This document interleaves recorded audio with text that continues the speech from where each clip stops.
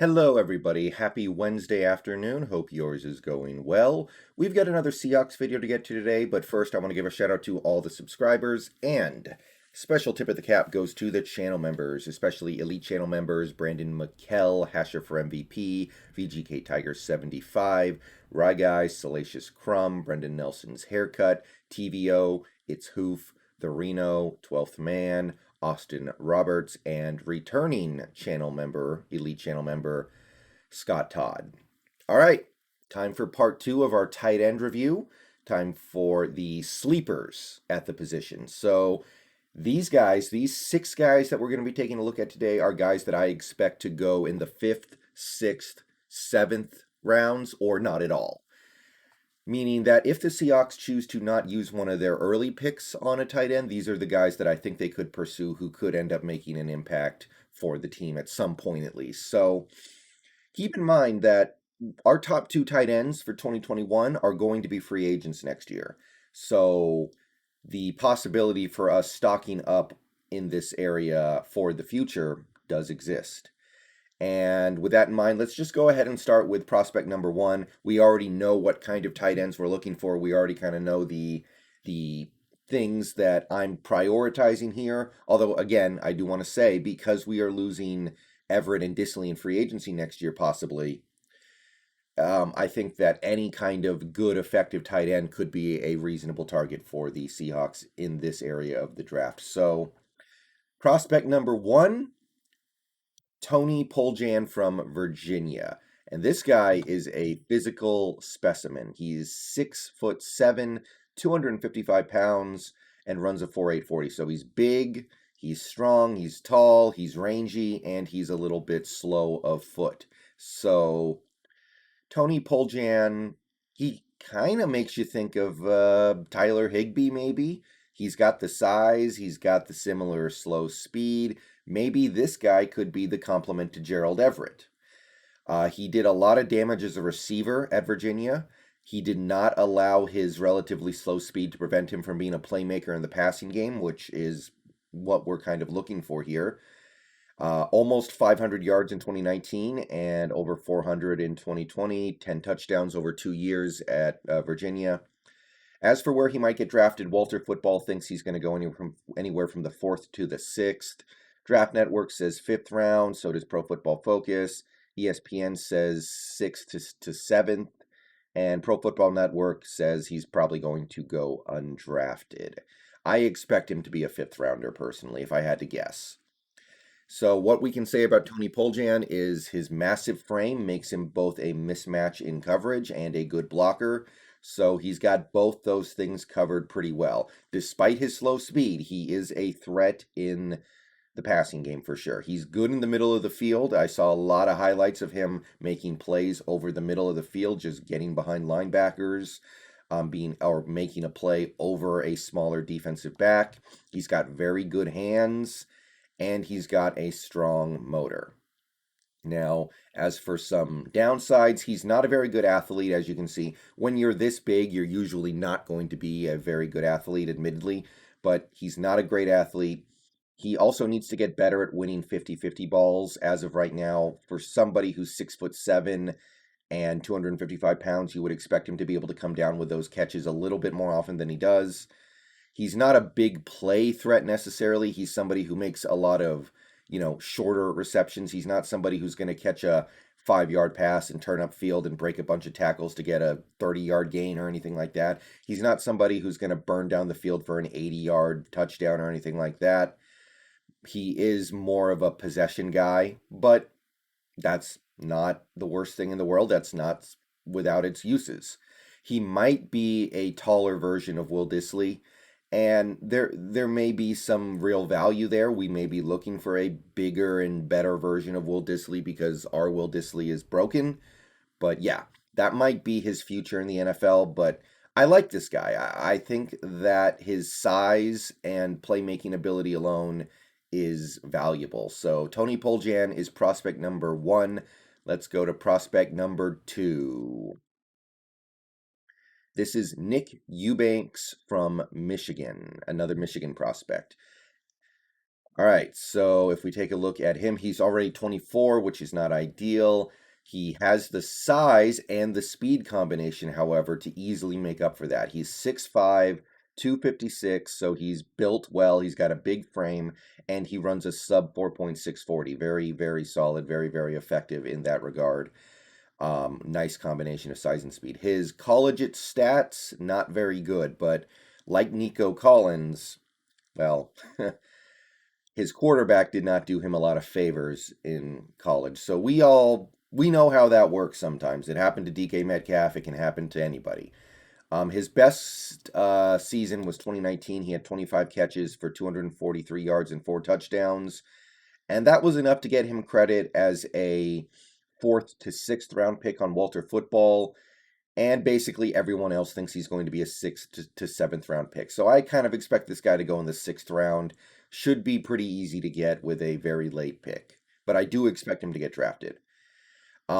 He clearly has the talent to be more than the stats he put up at Michigan. I mean, you don't be this size with this speed and not be some kind of a threat in opposing secondaries. So he should be better than these numbers when he gets to the NFL. He's athletic enough to exploit mismatches against linebackers, and he's big enough to exploit mismatches against defensive backs. He should fit in well as an H tight end, beating linebackers in coverage for sure. His size and speed combination is extremely appealing, especially to me. He's got good yard after the catch skills as well. I was watching him play a little bit on some highlight reels at Michigan, and he broke tackles. He made guys miss. And for an offensive coordinator who I do expect to highly value yards after the catch, I think Nick Eubanks has a chance to fit right in. He will probably need a little bit of time to develop simply because he wasn't used as a receiver that much at Michigan, unfortunately. But I do think this guy has some appealing talent, and I think he could be a good tight end in the NFL in the future. So that is prospect number 2. Let's go to prospect number 3. This is Carnell Angeline of the North Carolina Wolfpack. This guy's another physical specimen, 6'7", another Colby Parkinson type. And maybe we already have a Colby Parkinson, but regardless, I do want to kick the tires on this guy. 6'7", 250 pounds, and he's got a very slow 40 time, 4.84. So he's kind of well, not kind of. He's actually got a lot in common with Colby Parkinson. So, 24 years old already, a little older than you would like. 3-year college career. He was a very, very utilized receiving threat, actually, for the NC State. 2019, 25 catches, almost 400 yards and 5 touchdowns. 2020, 27 catches, 400 yards, 6 touchdowns.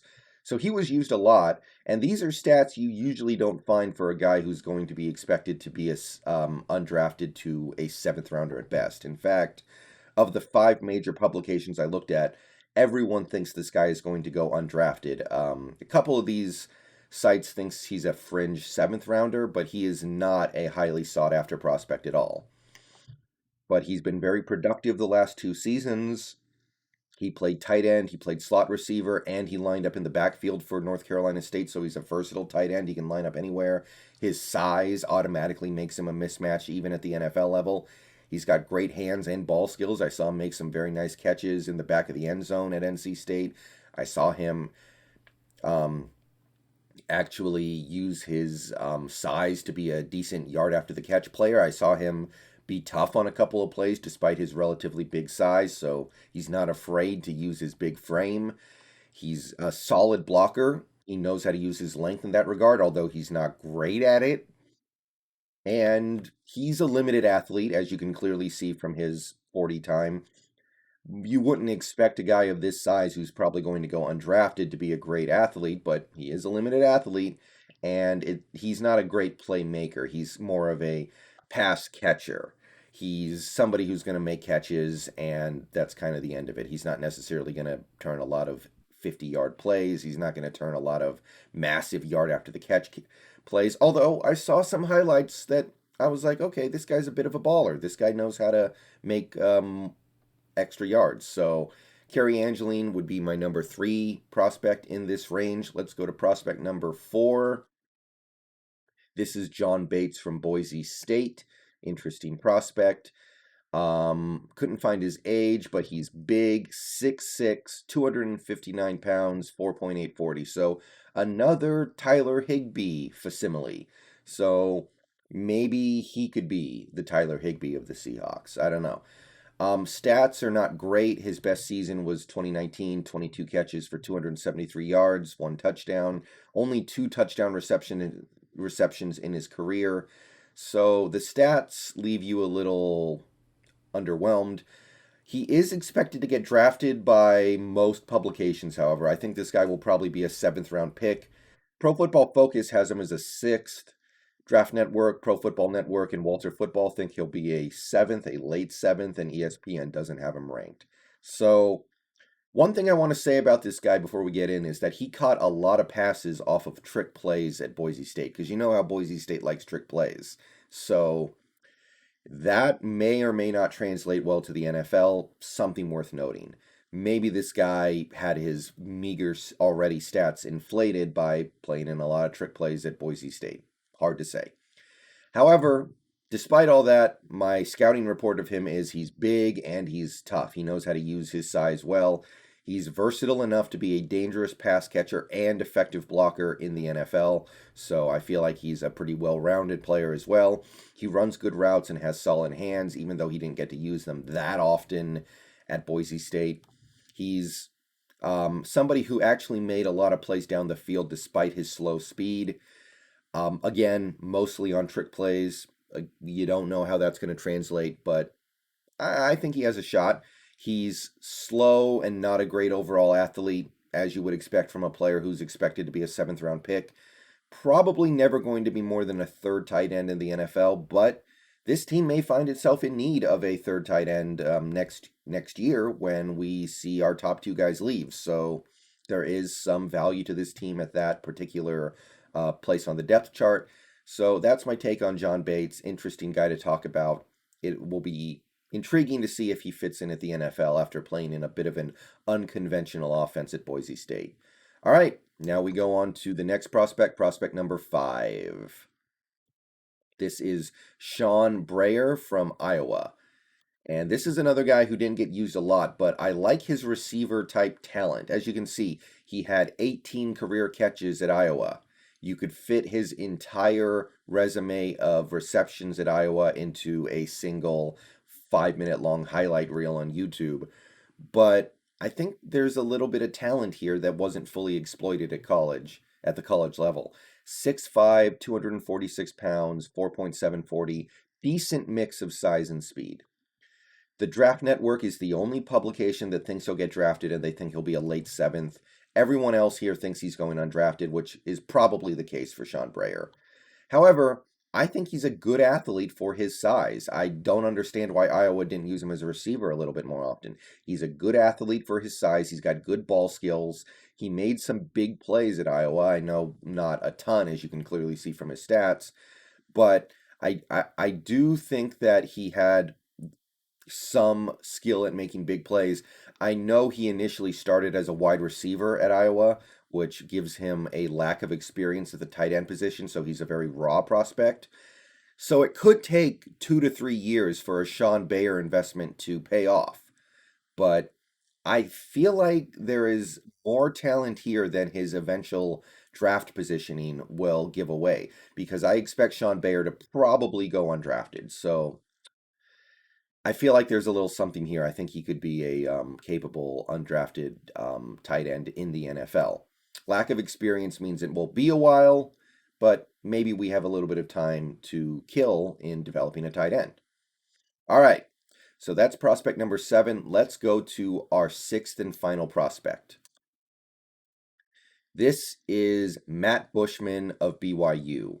And this guy is kind of dragging the bottom of the barrel because he's already 25 years old. And when you get to the 25-year-old rookies, it's time to probably hang it up. But I still kind of like this guy. I still think he's a good player. 6'5", 245 pounds, decent size, workable size, 4.740 time, passable speed. The reason why he's so old is because he's a Mormon who had to go do his mission for 2020. And yeah, he had a very productive college career regardless. Over 120 catches in a 3-year career at BYU. 500 plus yards in every season he played, including almost 700 in 2019, and a total of 9 career touchdowns.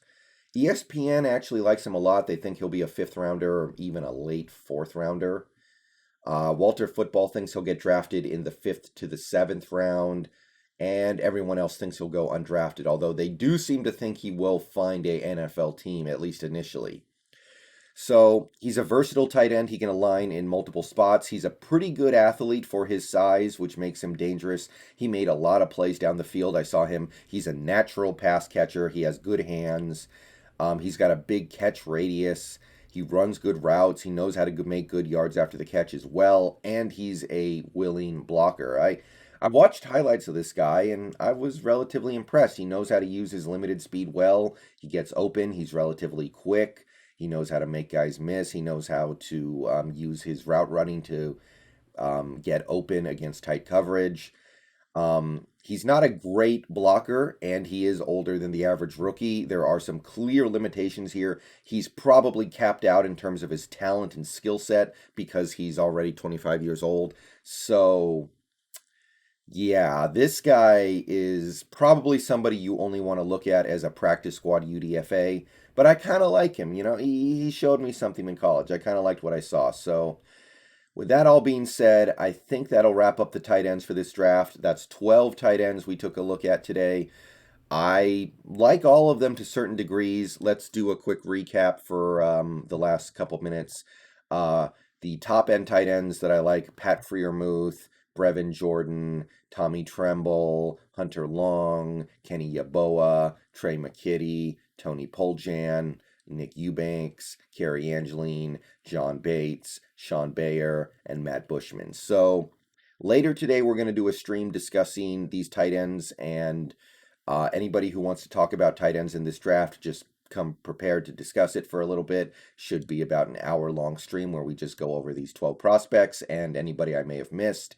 But yeah, that's going to do it for me. I'm going to get out of here. Peace out. Go Hawks. Stream later. Keep an eye out.